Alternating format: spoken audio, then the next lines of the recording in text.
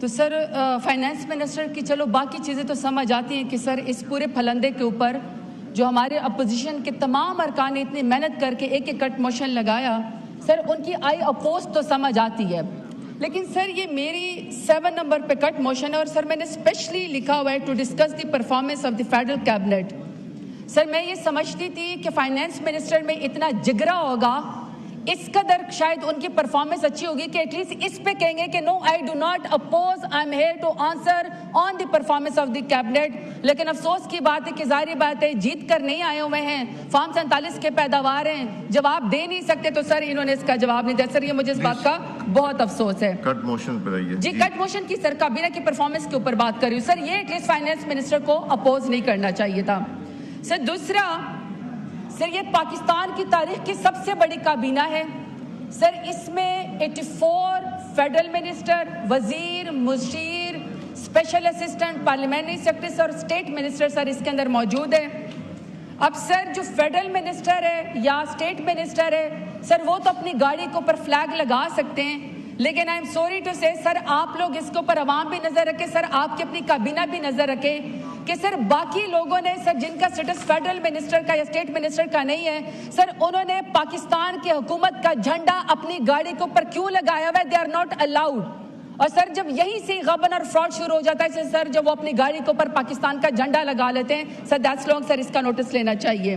سر دوسرا، سر جو کابینہ ہوتی ہے سر وہ مدر آف آل، سر جو کابینہ ہوتی ہے سر وہ مدر آف آل منسٹریز ہیں اور سر اس کو پرائم منسٹر صاحب جو ہیں وہ چیئر کرتے ہیں۔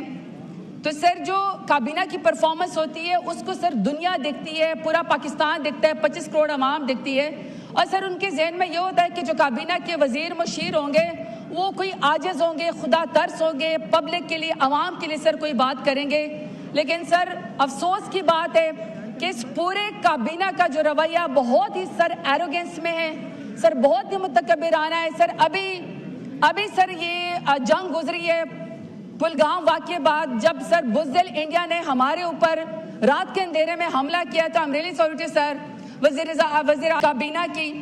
میرا خیال ہے کہ سر یہ جو آج منسٹر صاحب نے اتنے سارے ڈیمانڈ نوٹسز کیے ہیں سر، ٹرانسپیرنسی انٹرنیشنل کہتی ہے کہ پاکستان میں کرپشن میں اضافہ ہوا ہے، سر جمہوریت میں ہم نیچے چلے گئے ہیں، غربت میں ریکارڈ اضافہ ہوا ہے، اور سر انسانی حقوق میں یا فنڈامنٹل رائٹس میں سر جو ہے وہ پاکستان میں تنزلی آ گئی ہے۔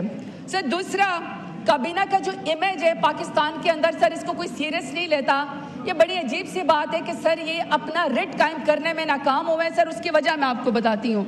سر ایک شخص کو کہتے تھے کہ وہ شوگر مافیا ہے، سر شوگر مافیا کو انہوں نے اپنی کابینہ میں لگا دیا۔ سر دوسرے کو کہتے تھے کہ وہ قبضہ مافیا ہے، سر اس کو بھی منسٹر بنا دیا ہے۔